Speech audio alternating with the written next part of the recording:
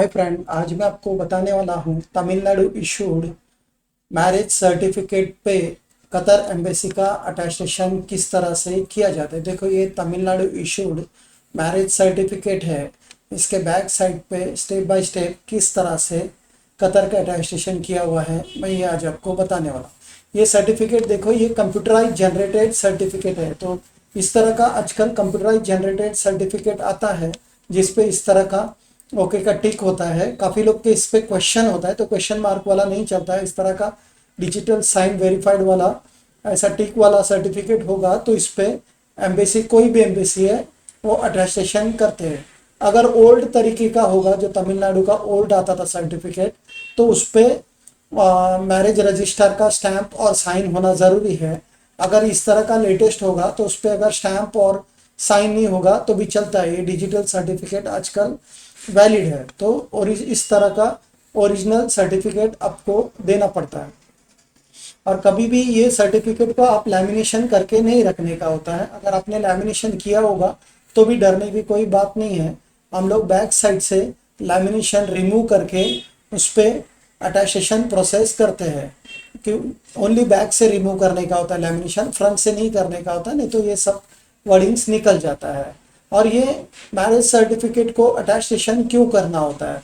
क्योंकि काफ़ी लोग के हस्बैंड कतार भी कंट्री में जॉब करते हैं, तो अगर उनको अपने वाइफ को बुलाना होगा तो उसका मैरिज सर्टिफिकेट एम्बेसी से अटैस्टेशन करके ही लेके जाएंगे, तभी उनका वहाँ का रेसिडेंट वीज़ा का वो अप्लाई कर सकते हैं। तो इसलिए वो ये मैरिज सर्टिफिकेट आपको इंडिया से अटैस्टेशन करके वहाँ लेके जाना पड़ता है। अगर ये मैरिज सर्टिफिकेट अटैस्टेशन करना हो तो इस तरह का मैरिज सर्टिफिकेट और हस्बैंड वाइफ का पासपोर्ट का जेरॉक्स कॉपी देना पड़ता है, तभी अटैस्टेशन प्रोसेस होता है।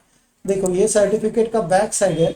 इस पर किस तरह से स्टेप बाय स्टेप अटैस्टेशन हुआ है ये मैं आपको बताने वाला हूँ। इस पे देखो, ये महाराष्ट्र का होम डिपार्टमेंट नोटरी ये लगा हुआ है, क्योंकि हम लोग ने ये मुंबई का जो कतर एम्बेसी है उसमें सबमिट किया था, तो इसके लिए वो यहाँ का होम डिपार्टमेंट लगाना ज़रूरी होता है।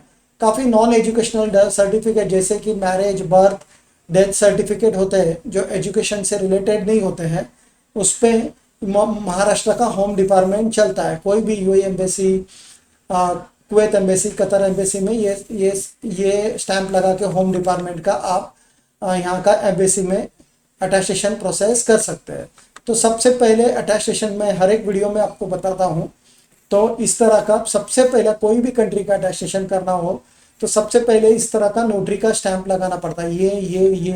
ये तीनों इस तरह का नोटरी का स्टैंप है। ये नोटरी का स्टैंप होने के बाद में एडवोकेट का इस तरह पे उस पर स्टैंप लगता है और साइन लगता है और डेट लगता है। तो ये स्टैंप होने के बाद में फिर इसको हम लोग को मुंबई का मंत्रालय में सबमिट करना पड़ता है। देखो, ये फिर मंत्रालय में सबमिट करेंगे तो इस तरह का मंत्रालय में स्टैंप और ऑफिसर का साइन होता है और इस पर डेट और एक नंबर आता है। देखो, यहाँ लिखा है home department, government of Maharashtra, मंत्रालय। काफ़ी लोग इसको मंत्रालय बोलते हैं, काफ़ी लोग इसे शॉर्ट फॉर्म में जीएडी बोलते हैं, काफ़ी लोग होम डिपार्टमेंट बोलते हैं महाराष्ट्र का। देखो, यहाँ लिखा है home department, government of Maharashtra. फिर ये स्टैंप और साइन होने के बाद में फिर इसको हम लोग एम्बेसी में सबमिट करते हैं। देखो, ये एम्बेसी में इसको मुंबई में सबमिट किया हुआ है। तो एम्बेसी में मुंबई में हम लोग सबमिट करेंगे, तो मुंबई में सबमिट करने के बाद में इस पे इस तरह के कतर एम्बेसी का स्टिकर लगता है और उस पर डेट, वेट, अमाउंट और सब उसका नाम जिसको इशू किया है उससे आप वेरीफाई कर सकते हैं कि उनका नाम जो आगे नाम है वह नाम इधर आता है। ये होने के बाद में कतर में काफ़ी जगह पे एम्बेसी एमईए का भी स्टैम्प मांगती है। एमईए मतलब मिनिस्ट्री ऑफ एक्सटर्नल अफेयर। तो देखो, ये मिनिस्ट्री ऑफ एक्सटर्नल अफेयर का स्टैंप लेने के लिए सबसे पहले फिर दिल्ली में अपने को इसको दिल्ली का नोटरी करना पड़ता है वापस एमईए का स्टैंप लेने के। तो ये दिल्ली से नोटरी होता है। देखो, यहाँ लिखा है दिल्ली करके, गवर्नमेंट ऑफ इंडिया नोटरी। तो यहाँ भी ऐसा नोटरी का स्टैंप होता है। फिर एसडीएम में सबमिट करना पड़ता है, sub division of magistrate. Delhi का जो सब डिवीजन ऑफ मैजिस्ट्रेट में सबमिट किया जाता है, उसका शॉर्ट फॉर्म है एसडीएम। तो ये एसडीएम होने के बाद में एसडीएम का यहाँ डेट और साइन होता है। ये होने के बाद में ही फिर एमईए में ये सबमिट होता है। तो MEA में सबमिट होगा तो MEA वाला इस पे इस तरह का स्टैंप लगाता है। देखो यहाँ लिखा है ministry of external affair new Delhi. तो ये MEA का ऑफिसर का यहाँ स्टैंप लगता है। देखो यहाँ लिखा है ministry of external affair new Delhi. ये स्टैंप होने के बाद में ऑफिसर का ये साइन होता है। तो MEA होने के बाद में आपका कतर एम्बेसी का अटेस्टेशन प्रोसेस पूरा होता है। ये अटेस्टेशन होने के बाद में आप वहाँ आपके हस्बैंड को भेजेंगे तो वो आपका वहाँ से वीज़ा जो रेसिडेंट वीज़ा का प्रोसेस ये स्टिकर बेस पे वहाँ प्रोसेस हो जाएगा। अगर आपको अटेस्टेशन करना हो तो हम लोग कहाँ का भी हो, हम लोग मुंबई से अटेस्टेशन करते हैं तो आपको कोई डरने की बात नहीं है। हम लोग यहाँ से काफ़ी सालों से अटेस्टेशन करते हैं। काफ़ी लोग सोचते हैं अरे मुंबई हम सर्टिफिकेट कैसे भेजें, गुम जाएगा, ऐसा कुछ नहीं। बहुत सालों से हम लोग अटेस्टेशन करते हैं। तो आप मुंबई भेजेंगे तो आपका आसानी से अच्छे से अटेस्टेशन हो जाएगा।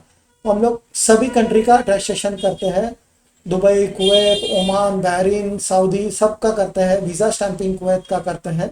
तो अगर आपको अटेस्टेशन वीज़ा स्टैंपिंग करना हो तो मेरा स्क्रीन पे नंबर दिया है, उस पर कॉल या व्हाट्सअप कर सकते हैं।